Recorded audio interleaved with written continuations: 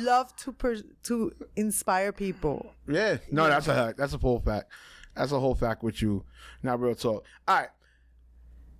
Not to say of the union you're with. I know you are with the union. I don't want to get too crazy because I know they get political of it. But let's get into that. Like, because I think the last time we were on, we did kind of touch on it. We didn't touch on it a lot, but we did kind of touch on like, all right, because the landscape is changing, and then the value of the of union, it's not as not dominant. What's the word I want to use? It's not as, I want to say dominant. It's not as vigorating as it once was, right? I want to know from you in that regard, because I got it here in my notes. In 2025, the landscape has changed with the strikes, streaming wars, and AI. Do you feel an actor or being a union actor still has his edge? What do you feel? What do you feel on that? No, I think it's better actually. Okay. All right, take us into it. I feel like right now, especially we won this with the strike, and we beat it, and we stood together, and we fought this together, and I think that proved that. Yeah, just because we're actors, we're not just going to allow what we deserve. We fought for what we deserve, and we beat it. And I think due to that, it has made a lot of, like, especially, the union realize that we're not here and we're not just going to put out that, we're here, we're professionals, and we deserve, respect. And I think that now the union is doing so much better also with diversity. Mm-hmm.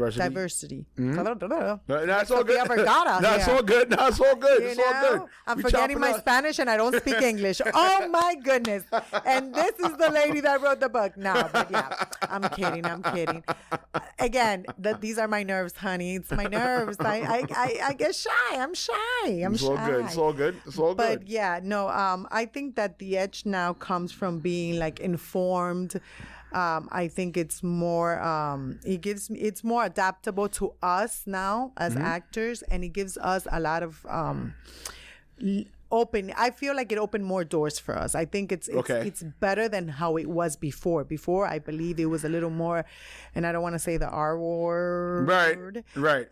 Especially with us minorities or accent like my Spanish accent. So now I believe that the union is actually doing much better. And yeah, I believe that. I see the difference. And also too, do you feel since you've been in the union, do you feel it's given you like the confidence and power to say no to things that would be seemingly, unfair to you, or for that matter, like you don't feel the necessity of having to be in certain type of projects because you have the union behind you? Take us into that. Correct, 100%. Oh my God, being that we're part of the union now, it's like you paid your dues. Like here, like I'm not gonna do something that's gonna be for no pay, or some people try to take advantage of you. And when you say, "Oh, well, I'm a union actress," they realize for some reason they value you more because they say, "Okay, so they see union as an experience."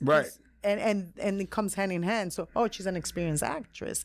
I've gotten approached to jobs that are non-union, and then they realize I'm union, and they're like, I know that, but I will pay you extra, or jobs that even SAG, and then they say, you are. We were supposed to say SAG. Yeah, so I mean, you say union. Oops. Yeah, it's all good. It is what it is. It's all good. So union, and they say, well, they, for some reason, there's union and non-union projects, and then I don't know why they come and they lowball you with some money or offer, And then when you tell them, oh no, I'm union. Oh, you are a union actress? The way they see you is so different. It's crazy. Wow. These producers and especially independent films, they see you differently. They see that, like, again, that you come with experience, that right. you paid your dues, that you could bring a lot to the table that will make their project much better. Right. That's a whole fact. Yeah, I'm glad you touched on that. I mean, even me over my career, I wasn't union, but I did the best I could, but who says no? It can't happen. But I get it. You know what I'm saying? I get it totally. You know what I'm saying? And even me, people would ask me, "Oh, well, Remo, like you ain't union or whatever." I say, "Listen, trust me, brother or sister. If I had the opportunity to be union, if I was able to get my waivers and go be union when I was doing the acting like I did for you, and that was another thing too, to take it back to when I was being transparent, that added on to my stress because trying to get the waivers so I can be union, because I knew like, okay, down the line, okay, this is going to be imperative for me going down the line. Couldn't get to that point, right? But I want to touch real quick. I don't want you non-union actors or performers to believe that we're talking down to them. No. We were part of it, and yes, you're right. Sometimes non-union actors work harder than union actors, but unfortunately, in the industry we're in, the big guys don't believe that. Yeah, right. They think the contrary. Right. Which, in a sense, union does come with experience. That's the only thing I take from them. But that does not mean that a non-union cannot work as harder or better than a union actor. Right. Just want to right. Yeah. No, that's good. No, I mean that's what this platform's for, is to get that information out. And also too, I remember when I first started, when I was at Central Casting, and I did start, right? And I was still like hood me or whatever. And I remember I was working on Law and Order. I never forget it. And a couple of SAG actors, SAG background actors and stuff, like actors, I'll say SAG actors or whatever, they were really being territorial, like, yo, God, like, I went through that. We're using these plugs right here.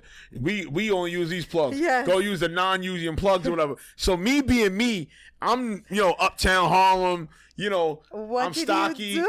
Oh, no. So homie was like, thought I was gonna move away, and I plugged my phone. So your man tried to like move my charger, my man.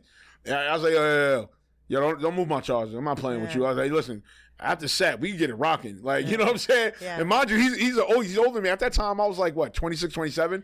So he had to be at least like maybe at that time 35, maybe 40, in between that range. He was an older dude though, but I was like, yo, we can get it rocking. No, and the plug is nothing. When it's time for the craft. That's another story. They get into God. That's another story. I was working what's that show with Kevin Bacon that he had back in the days? The Following. The Following. See, yes. So I don't know if you ever worked on that set. Yeah, no, not. Oh God, Jesus Christ! No. They like to get like 1,000 people all the time for those shoots, right? So I'll never forget it. Shout out to my man Beanie, yo. My man Beanie. We played ball together at West 4th and all, but he was a SAG actor, and he's a SAG actor, and he's a stuntman. He's a SAG stuntman as well, right? All right, it's SAG we talking about, okay, people? It is what it is. Listen, I don't think they're gonna block. Yeah, I know, right? But so what it was, it was time for food, right? Oh my God! So I got the food or whatever. So all I know is, I guess. The people because they were on top of each other. Yes. And the one actor like nudged the other one by accident. So I think she decided to throw her food on the actor, on the dude. Dude threw the food back, and I'm near it. Like if you're them fighting, that's you. You're them fighting or whatever. I'm like right there. So Beanie, he was on. I guess they separated the SAG actors. It was in like a big school or whatever. Yeah. So. The SAG actors, the SAG actors get mad. Yeah, if you're non-union and you go get food. Yeah, it's crazy. It's ridiculous. So Beanie was on the stage, and he looked out for me. He like, yo, Remo, yo, Kareem, come up here, bro. Yeah, bring your stuff up here. I don't care. Bring your stuff up here. And you know what I'm saying? He saved me, 'cause I ain't gonna lie. Real talk. If that food would have landed on me, I probably would never be in. And I would never be an actor. I'd be stuck in media. I'd never be able to act again.